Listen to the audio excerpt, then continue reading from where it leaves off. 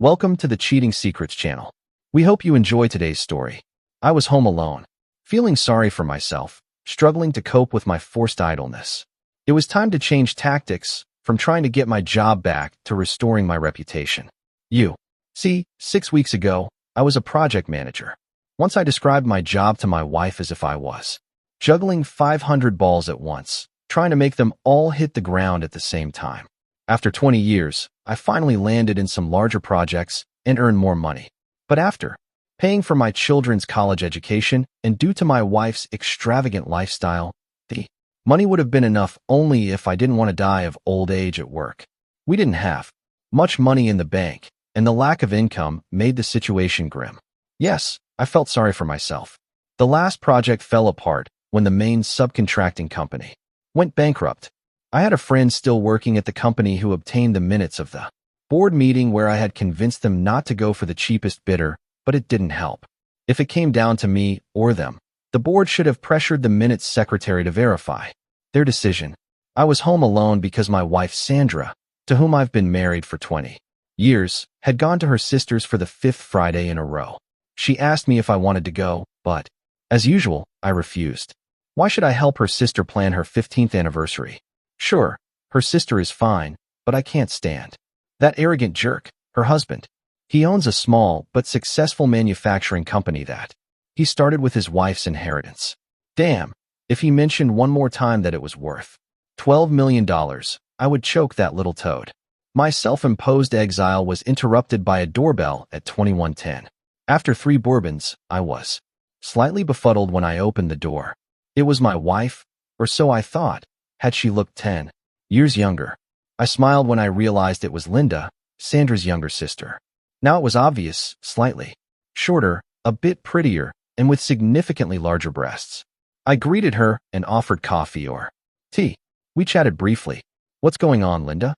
I thought Sandra went to you and Neil to plan your anniversary.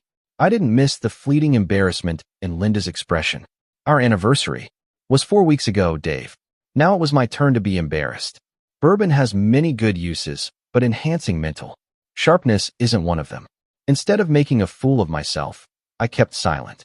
Linda clearly had something on her mind. Listen, I know you wouldn't want us to remind you, I suppose. I understand it might be awkward for you, but I just wanted to personally thank you for the gift you and Sandra gave. It was the most generous and thoughtful gift I could imagine, and we are very grateful. I filed my previous thoughts under, slightly puzzling. Now I was completely thrown off. Linda, what are you talking about? Well, if you want to play a denial, I can play along. I'm not entirely sure what Sandra told you. Damn, it's a bit embarrassing. She paused to compose herself, clearly unprepared for my reaction. I'm sure Sandra told you. I am frigid. I never liked sex. Of course, I fulfill my marital duties to Neil once a week if necessary, but I hate it. That's why, as Neil says, all the romance is gone from our marriage, and he must be right. We haven't gone out together for an eternity. Moreover, we couldn't conceive a child. Honestly, it's fortunate we've come this far.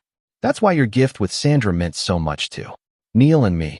I just wanted to thank you personally. I really envy you, Dave. You must have a really strong marriage if you trust Linda so much. I don't know if she caught my utterly stunned expression, but even if she did, it didn't stop her from kissing me on the lips. Thank you, Dave. You're a gem. What the hell is going on, Linda? Where is Sandra? What? She's on a date with Neil? Silly. My suddenly shocked look full of painful anger must have finally reached the smiling bride. I repeat. Linda, what the hell is happening? Well, Sandra said it was your idea. You're in her gift. For our anniversary. 10 dates with Neil over 10 weeks. Neil gets 10 weeks of romance, and I get 10 weeks without advances. Sandra said you agreed it would spice up your faltering sex life. Knowing she was on a date with another man would trigger your competitive instinct. Judging by what she told me, you've been doing well with her in the bedroom for the past 4 weeks. You know. She stopped.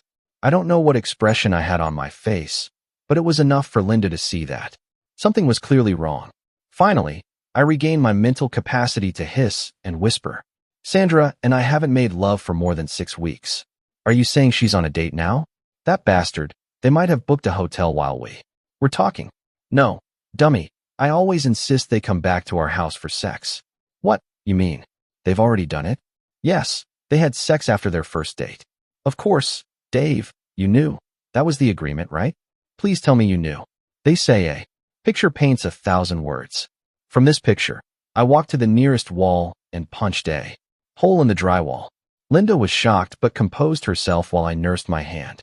Damn, Dave, I can't believe. Sandra is playing me and Neil like this.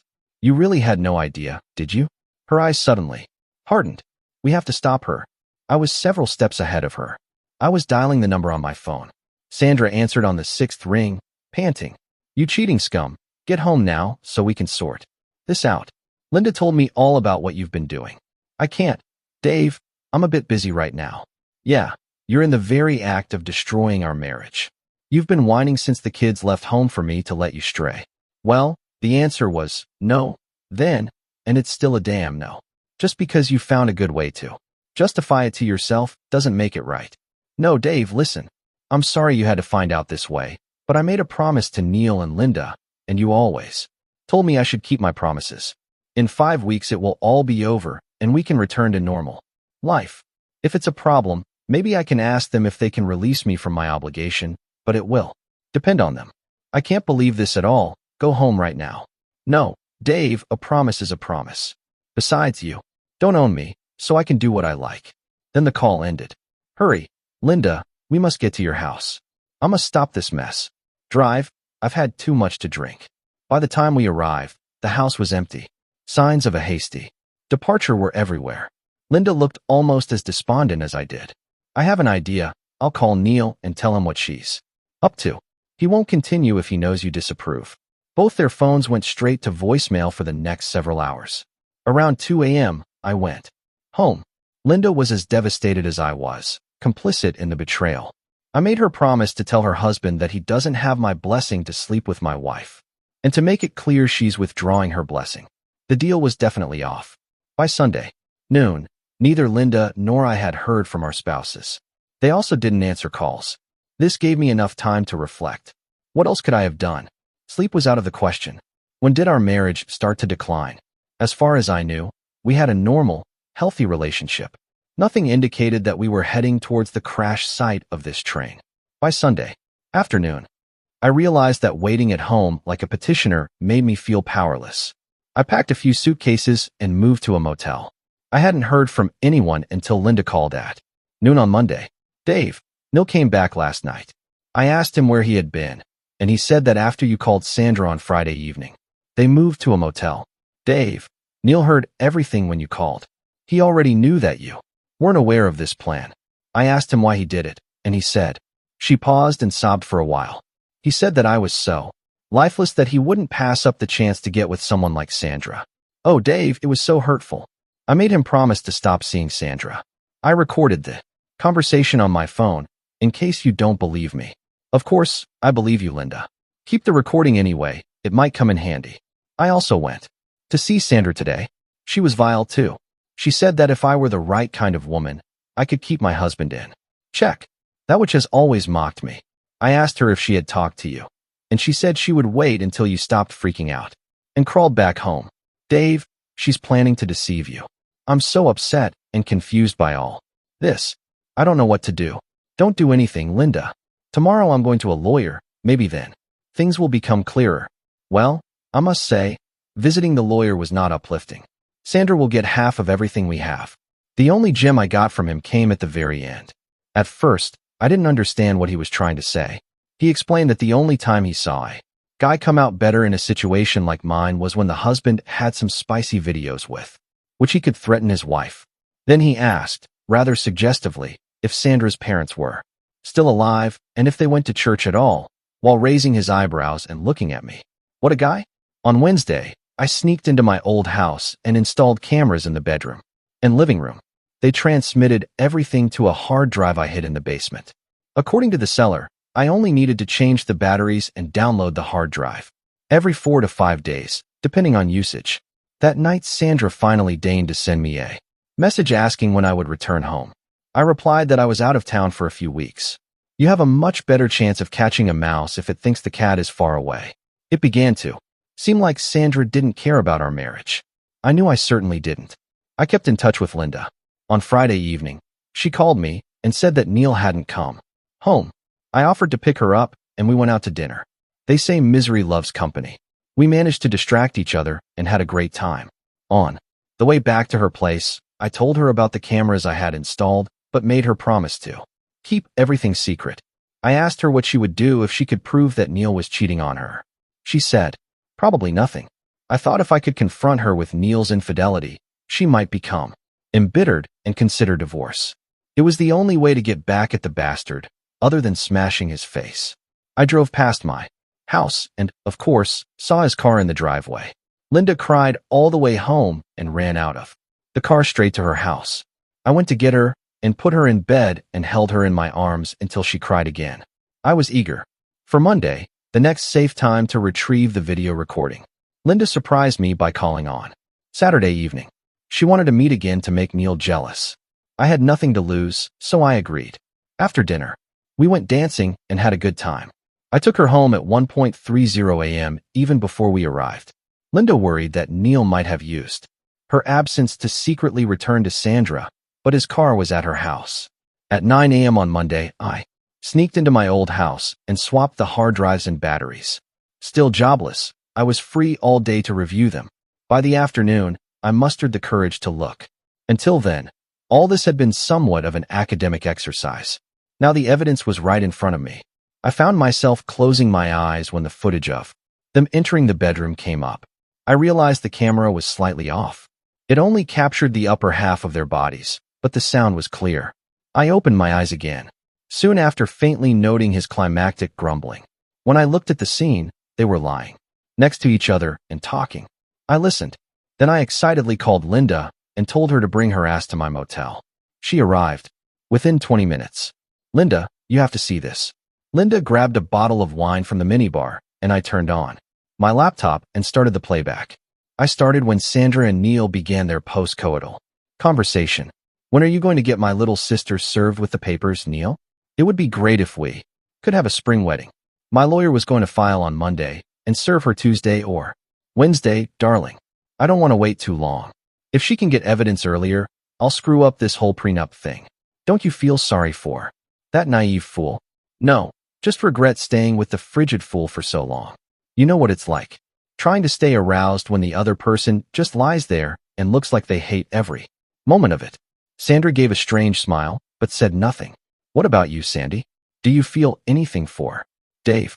I wish you hadn't asked that. Yes, I feel bad. He was a great husband and father, and he's good in bed. But it's time for a change. He's not succeeding where you have, honey. To hell with him, to hell with them both. Linda was devastated. I hugged her and stopped her ass. She poured a third glass of wine. She cried for a long time. I knew how she felt. I was there 10 days ago. Finally, she calmed down. Linda, what's this prenup that Neil mentioned? Oh, Dad made us sign it before we got married. What's in it, Linda? It was Dad's attempt to protect my inheritance. If Neil cheats, I get everything. I think there's a copy at home. Linda, do you realize what this all means? What, Dave?